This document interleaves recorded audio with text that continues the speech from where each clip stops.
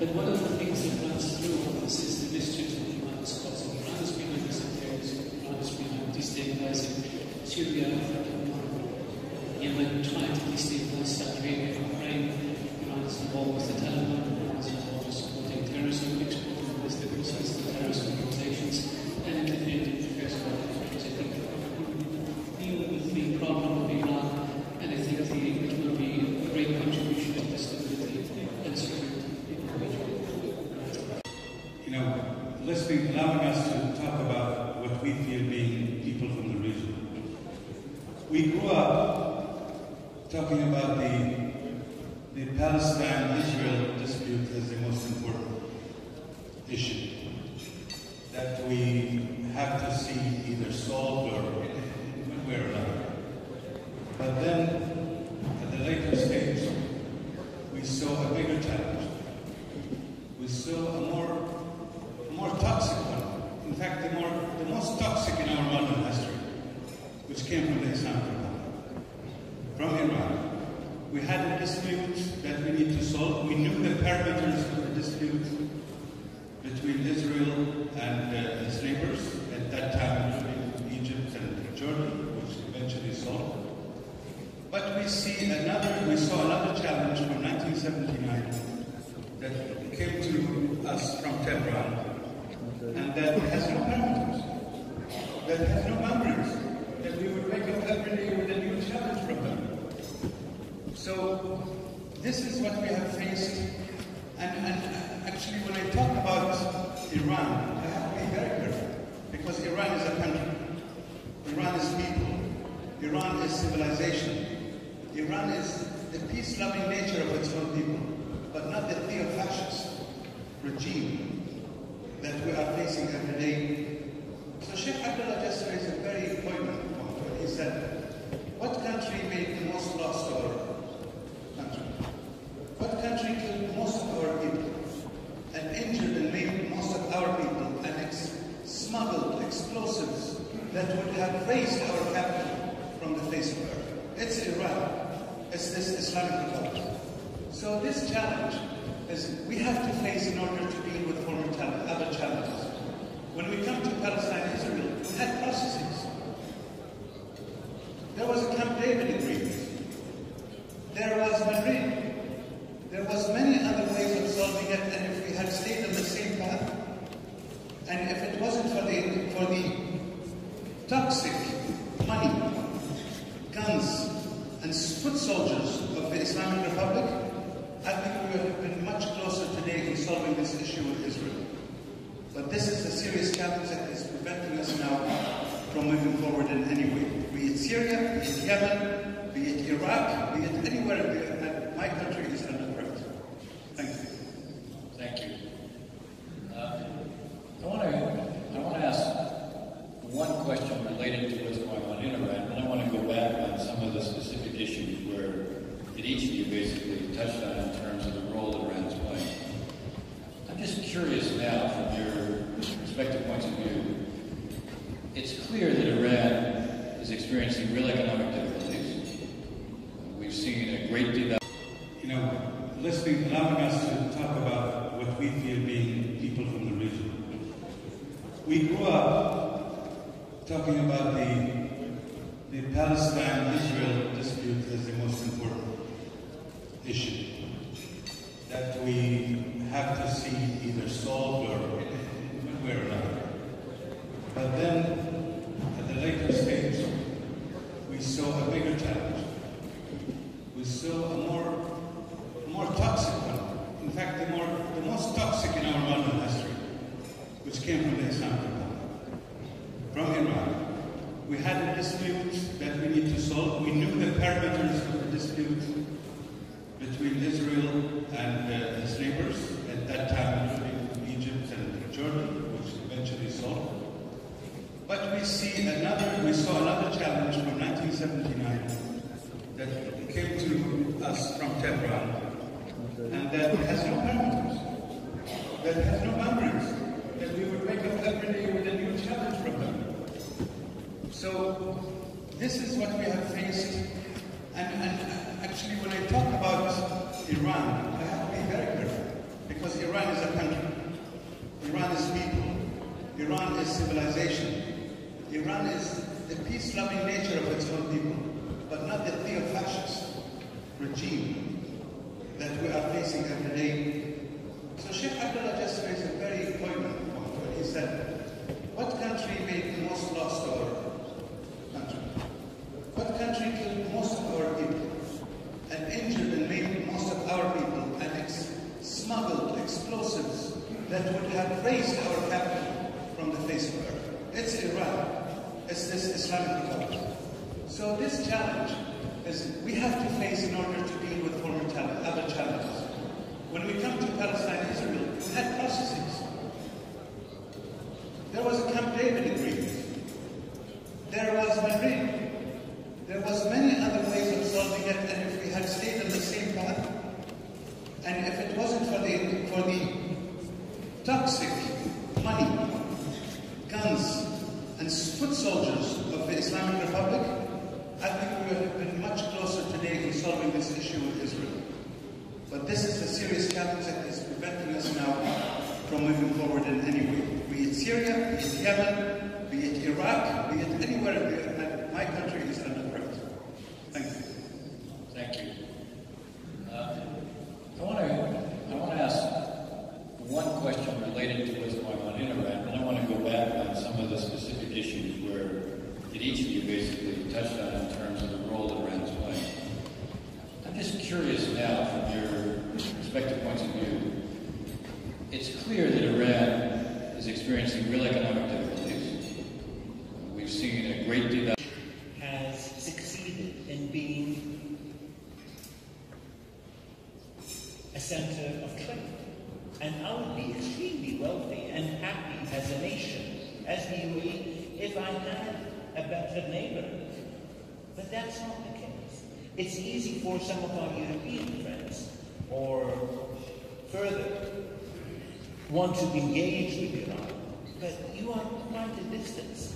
And sometimes, obviously, when Americans take the lead about it and talk about ballistic weapons, there is a debate about it. Colleagues about the behavior of the Iranian regime even before. Look, we are a country that used to be claimed as a 14th province. Low-cost strategy where they use Shia militia proxies. They expose their own forces in a minimal way. They're usually quite happy to fight to the last with the proxy militias. Some are obviously very well built up, like Hezbollah. But we also, I could list, Chief Jeffries is here, he can list even more than me. I could list 7 different militias, significant militias in Iraq that also... No. So what we ask Iran is what they should do, and the world community should stand for us. Extend your hand to the region, not into this region, because we will be on our toes 24/7 facing them. Go ahead. With regards to the JCPOA, I think there's a lot of naivety around the world. The Iran issue has 3 components to it. One is the nuclear program, which a deal that doesn't allow Iran to enrich and does not have a sunset provision, and that has intrusive 24/7 inspections regime, is a deal that could take care of Iran's nuclear program. We don't have that with the JCPOA. The second element of the Iran issue is Iran's ballistic missile program. Building ballistic missiles and giving them to terrorist organizations is not acceptable, and there are resolutions that say Iran should be punished for that. And then the third angle of the Iran issue is support for terrorism. Supporting terrorists, paying them money, setting up terrorist organizations, blowing up embassies and killing diplomats is not acceptable. And that also we have resolutions that require sanctions. The JCPOA was signed, and everybody thought, okay, now everything is fine. Iran in 10 years is going to turn into Wonderland, and let's ignore the other stuff. Meanwhile, we in the region bear the brunt of all the other stuff that Iran is doing, and for us 10 years is a big blink of an eye. So Iran ends up with a nuclear weapon, theoretically capable of doing one very quickly because no limits on enrichment. Who's going to suffer? We are. Iran gives ballistic missiles to Houthis and Hezbollah. Who suffers? We do, in the region. And so people have to be serious about how to deal with the problem of Iran and what the best way of dealing with it is. I wish the Iranians can change and become a normal country. That would be the best for all of us. As Sheikh Abdullah was saying, we can trade with them. We're going to be living next to them for the next 2,000 years. But they're not there yet. And any attempts to be nice to them, if anything, encourages them rather than discourages them. And they present two faces to the world. One in the form of the government, the president and the foreign minister, who speak softly but have no influence. And the other face is the revolutionary guards and the Quds Force, which cause all that mischief, and they have all the power. And so we should not be fooled by one face of Iran when the reality is something else. I want to dig a little deeper into how we begin to fight against this. I think the problem that we have with Iran is their attacks against it are asymmetrical. This regime has no morals. They have no problem assassinating diplomats and blowing up embassies. We don't do this. And so they've used these militias to undermine people. We have had more than 220 ballistic missiles fall on Saudi cities, all supplied by the Iranians. We have captured weapons with Iranian markings on them. The United Nations have attested to the fact that Iran supplied these missiles to the Houthis, which we then either intercepted or we captured. And so the Iranians must hear from the international community that their behavior is not acceptable. Trying to make deals with them, trying to find ways to circumvent the financial system in order to be able to trade with Iran in spite of the sanctions imposed by the US is not a helpful message. The more helpful message is to say to the Iranians, if you want us to deal with you like a normal nation, you must act like a normal nation. You must respect the principle of non-interference in the affairs of other countries, and you have to stop your support for terrorism and providing ballistic missiles to terrorist organizations. That makes perfect sense. I have to say, it sort of leads me to raise an example. We know primarily the Quds Force in Syria and the Hezbollah and Shia militias. We know, at least from published media reports, that the Israelis have probably carried out more than 200 operations to blunt what the Iranians are doing in Syria. Is that something from your standpoint? Is that surprising to you? Do you understand it?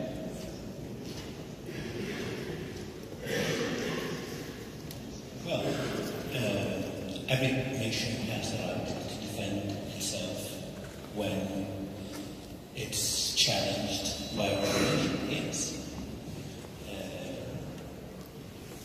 Going back to your question, on specifically what we should do, I think we should start somewhere. And Warsaw is a great place to start.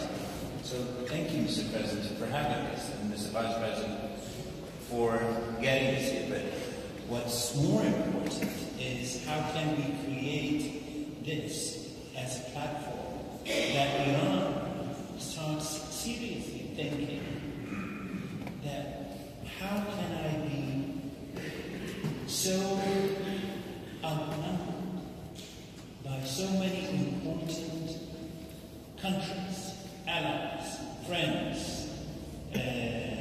countries of value, of character, of culture. I can't be wrong. And if it's not for the Iranian leader, it's for the Iranian people. We get 500,000 Iranians who come to visit the UAE every year. I'm sure that just by going through the airports, they see the difference between Iran and the UAE.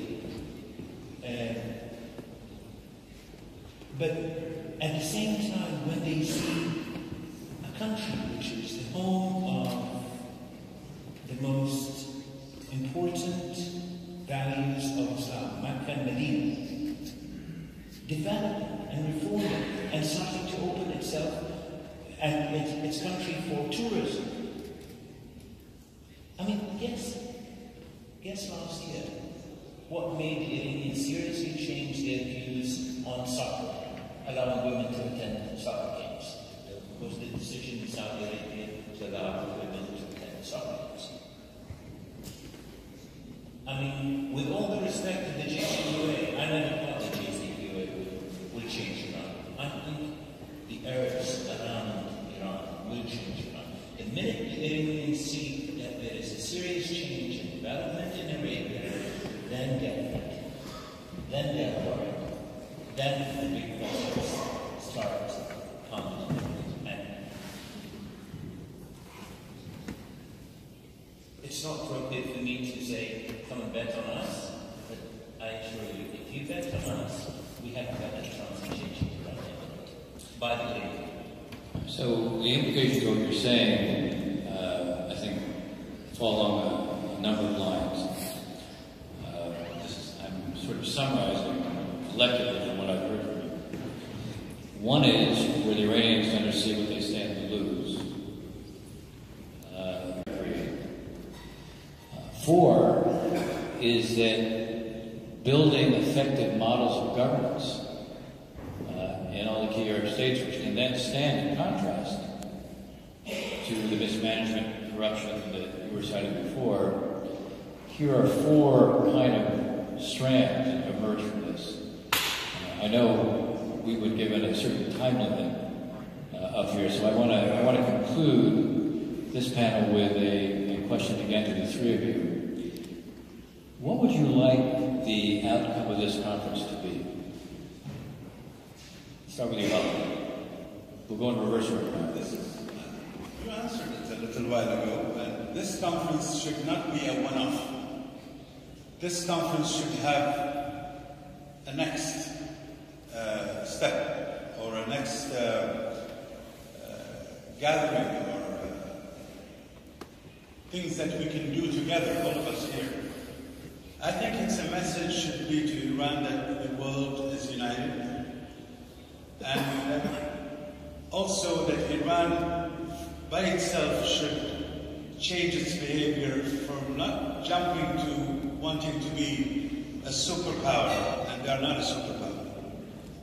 Or they just think that they want to do that. They should be a good regional player in good terms with their region, the whole region. But they chose another path. They chose to destroy, control, kill, and be a hegemon. They came to every country in the region. We have our issues in the region, and as I told you from the beginning, we grew up with the issue of the Israel-Palestine matter. They started changing the rules of the game. How many conferences, and we have achieved a lot before them. We need to show that we are united, all of us, to achieve peace. We are united against theo-fascism. And you know who's your number one ally who would listen to you? It's the Iranian people. I come from a country like Sheikh Abdullah, like my brother Adam. Our country is like microcosms, especially this small country which is mine. It's a microcosm of this whole nation. Arabs, Persians, Jews, Christians, Hindus, and I'm not talking about transient communities, I'm talking about old communities living together. So if we succeed, the whole world will succeed. And the Iranians are listening. The Iranians are tired. They don't want to go through this trouble that we have every day with the theo-fascist regime. And they will want to really help and get help that we can do for them. I'm not calling for regime change. I'm calling from sending the right message to the Iranian regime that the world does not agree with you. To us, Iran is already nuclear. Iran is already a nuclear power because what they are doing is cheap and destructive and it's killing our people. It doesn't take a nuclear power to do that. So whatever it is what they are doing, it's not what's the most important thing to us. We are already being harmed by them. And at the front line, we say it's us, but also as the people of that country. Thank you. I am struck by the fact that you were very clear. You're not calling for regime change. Obviously, efforts at regime change... It's not our business to do so. Also, efforts at regime change haven't turned out so well. I'm sorry? Efforts at regime change haven't turned out so well, so I also appreciate that. But it also seems to me that you're looking to present also a favorable model as an alternative.